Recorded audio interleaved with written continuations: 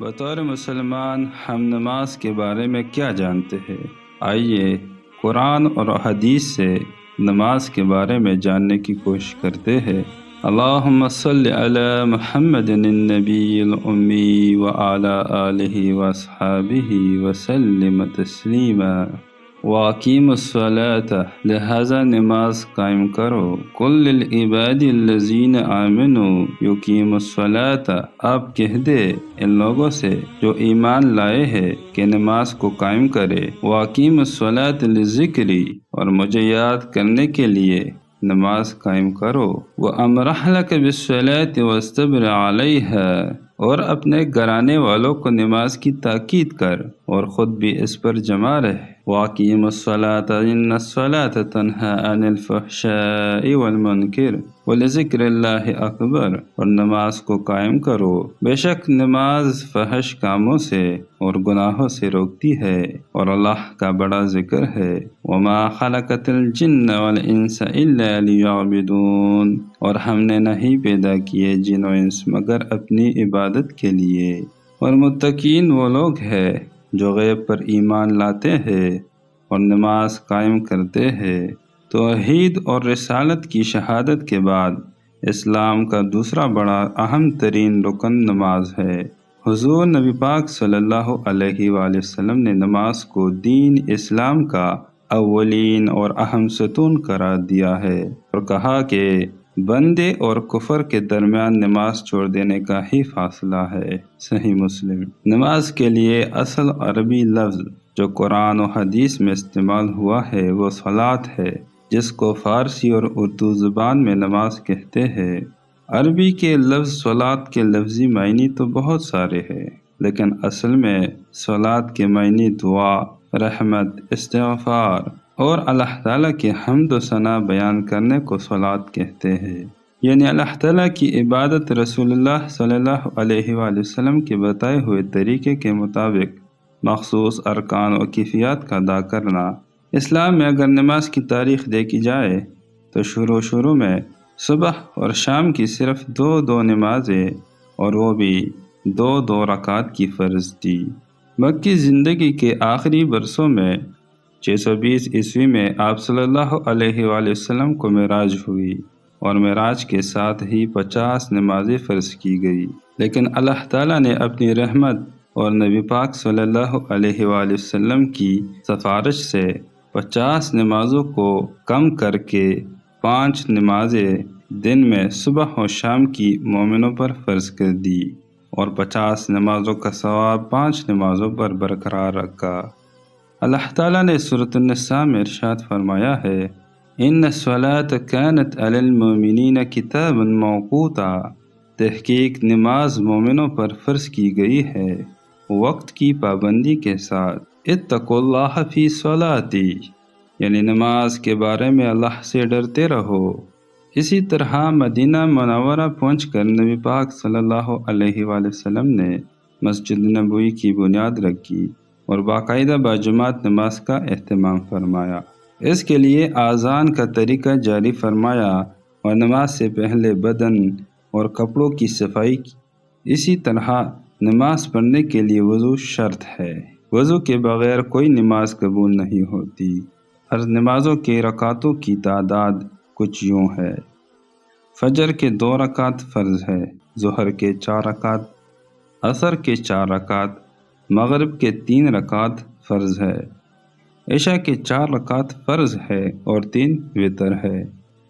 اس کے علاوہ سنت اور نوافل بھی احادیث مبارکہ سے ثابت ہے۔ حضور نبی پاک صلی اللہ علیہ وآلہ وسلم نے سفر یا حضر، بیماری یا صحت، امن اور جنگ، کسی حالت میں آخری وقت تک نماز باجماعت کو نہیں چھوڑا، حتیٰ کہ کسی انتہائی مجبوری میں نماز ٹوٹ جانے پر کسی دوسرے وقت میں اس کو قضا کے طور پر پڑھنے کا حکم دیا۔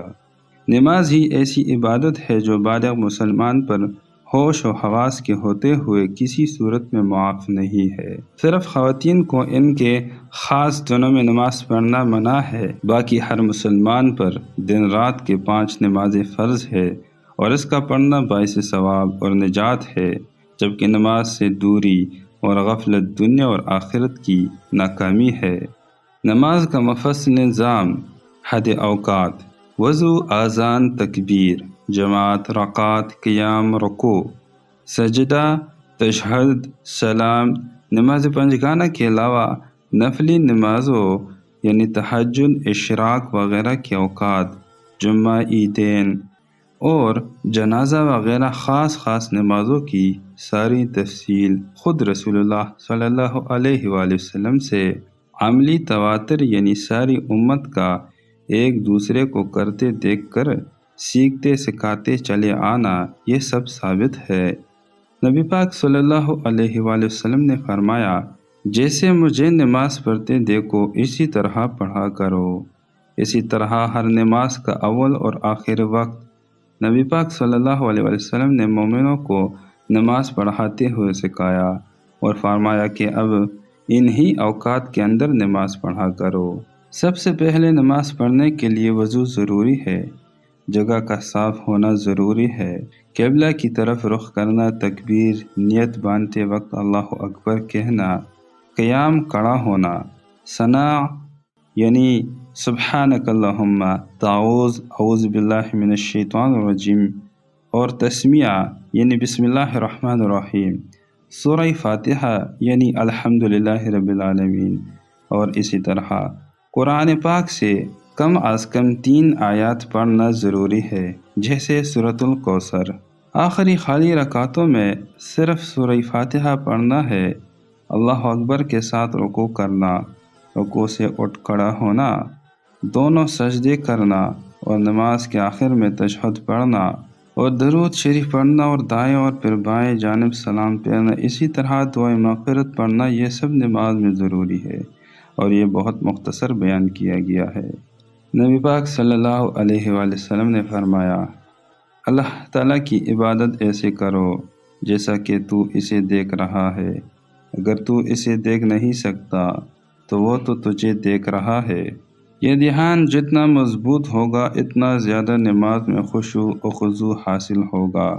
نبی پاک صلی اللہ علیہ وآلہ وسلم نے فرمایا، نماز دین کا ستون ہے، جس نے اسے قائم رکھا اس نے گویا کہ دین کو قائم کیا، اور جس نے اسے گرایا یعنی نماز کو ترک کیا تو اس نے دین کی عمارت کو گرایا۔ نماز پڑھنے کی فضیلت تو بہت ہے، لیکن مومن کو اتنا کافی ہے کہ نماز کو نبی پاک صلی اللہ علیہ وآلہ وسلم نے جنت کی کنجی قرار دیا ہے اور اپنی آنکھوں کی ٹھنڈک قرار دی ہے۔ اللہ تعالیٰ کے نزدیک نماز کا بہت بڑا مرتبہ ہے۔ کوئی عبادت اللہ تعالیٰ کے نزدیک نماز سے زیادہ پیاری نہیں ہے۔ اللہ تعالیٰ نے اپنے بندوں پر 5 وقت کی نماز فرض کر دی ہے۔ ان کے پڑھنے کا بڑا ثواب ہے اور ان کے چھوڑ دینے سے بڑا گناہ ہے۔ حدیث شریف میں آیا ہے کہ جو کوئی اچھی طرح سے وضو کیا کرے اور خوب اچھی طرح دل لگا کے نماز پڑھا کرے، قیامت کے دن اللہ تعالیٰ اس کے چھوٹے چھوٹے گناہ سب بخش دے گا اور جنت دے گا۔ اسی طرح آپ صلی اللہ علیہ وآلہ وسلم نے فرمایا، قیامت کے دن سب سے پہلے نماز ہی کے بارے میں پوچھ گچھ ہوگی، اور نبی پاک صلی اللہ علیہ وآلہ وسلم نے فرمایا کہ میں اپنے امت کے نمازیوں کو ان کے ہاتھ اور پاؤں کی چمک سے پہچانوں گا، اور آفتاب کی طرح ہاتھ اور پاؤں چمکتے ہوں گے، جبکہ بے نمازی اس دولت سے محروم رہیں گے۔ اسی طرح نبی پاک صلی اللہ علیہ وسلم نے فرمایا کہ نمازیوں کا حشر قیامت کے دن نبیوں اور شہیدوں اور ولیوں کے ساتھ ہوگا، جبکہ بے نمازیوں کا حشر فرعون، حامان اور قارون اور بڑے بڑے کافروں کے ساتھ ہوگا، یعنی بے نمازی کو بڑے بڑے کافروں کے برابر سمجھا گیا ہے۔ یہ بھی فرمایا گیا ہے کہ نمازی بندے کے لیے دعا کرتی رہتی ہے، حتیٰ کہ نمازی کے چھوٹے چھوٹے گناہ معاف ہو جاتے ہیں، جیسے کہ فرمایا کہ ایک جمعہ سے دوسرے جمعے تک کے درمیان والے چھوٹے گناہ معاف ہو جاتے ہیں، جبکہ بڑے گناہوں کے لیے توبہ کا دروازہ قیامت تک اور موت تک کھلا ہے، تو جلدی کیجیے، موت کا کسی کو وقت معلوم نہیں۔ اور آپ صلی اللہ علیہ وآلہ وسلم نے یہ بھی فرمایا کہ تنہا نماز پڑھنے سے باجماعت نماز 27 درجے فضیلت رکھتی ہے۔ اسی طرح اللہ تعالیٰ نے سورۃ الروم آیت نمبر 31 میں فرمایا ہے، اقیموا الصلاۃ ولا تکونوا من المشرکین، اور نماز قائم کرو اور مشرکوں میں سے نہ ہو جاؤ۔ اور فرمایا پھر بڑی تباہی ان نمازیوں کے لیے ہے جو نماز سے غفلت برتتے ہیں، سورۃ الماعون۔ اور جب یہ منافق نماز کے لیے اٹھتے ہیں تو سست اور کاہل ہو کر اٹھتے ہیں، سورۃ النساء آیت نمبر 142۔ مشکوٰۃ المصابیح میں ہے، نبی پاک صلی اللہ علیہ وآلہ وسلم نے فرمایا کہ ہمارے اور اسلام قبول نہ کرنے والوں کے درمیان نماز کا عہد ہے، بس جس نے نماز کو چھوڑا وہ گویا کافر ہوا۔ نبی پاک صلی اللہ علیہ وآلہ وسلم کے دور میں مسلمان اور کافر کے درمیان تمیز کرنے والی چیز نماز تھی، تو اس سے واضح ہوا کہ نماز کافر اور مسلمان کے درمیان فرق کرنے والی ہے۔ نماز ہدایت اور تقوی کی بنیاد ہے۔ نماز ایمان کی حفاظت کرتی ہے۔ یہ نماز ہی تو ہے جو انسان کو بری عادات سے باز رکھتی ہے، اور نمازی کی حفاظت خود نماز کرتی ہے، بشرط یہ کہ پابندی کے ساتھ نماز پڑھا جائے۔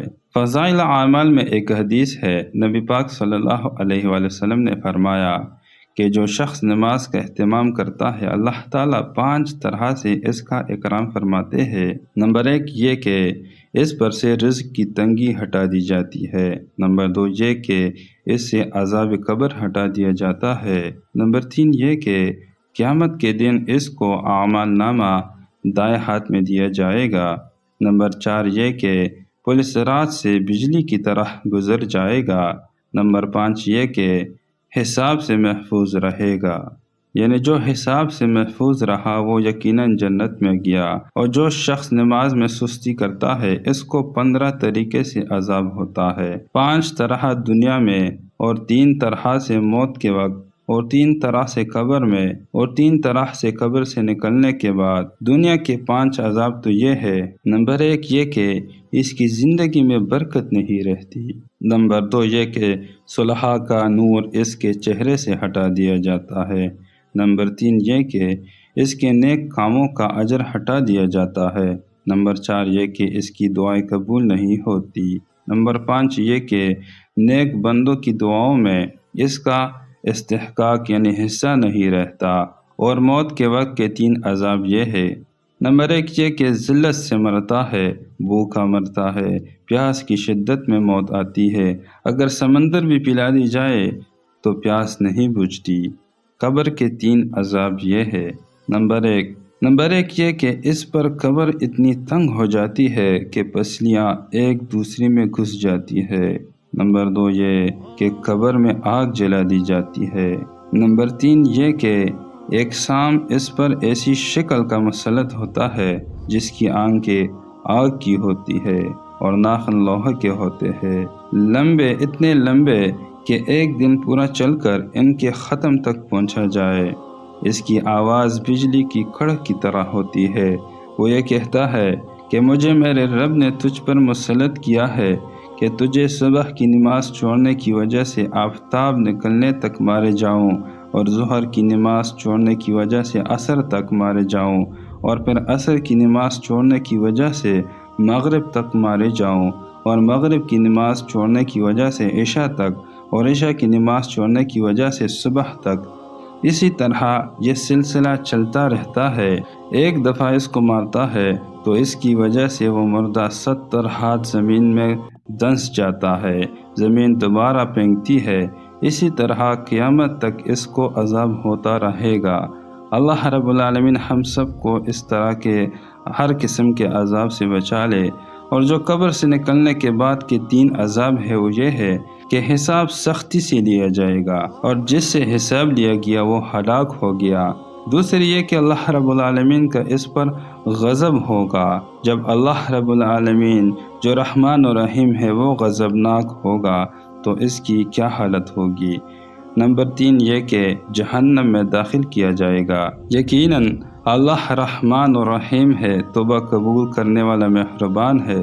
جو شخص پابندی کے ساتھ 5 نمازیں پڑھتا ہے اس کے لیے اللہ تعالیٰ کا یہ عہد ہے کہ اسے جنت میں داخل کرے گا۔ تو ظاہر ہے کہ نماز پڑھنے پر جنت کا وعدہ ہے، تو دوسری طرف نہ پڑھنے پر بندہ سزا کا مستحق ہو جاتا ہے۔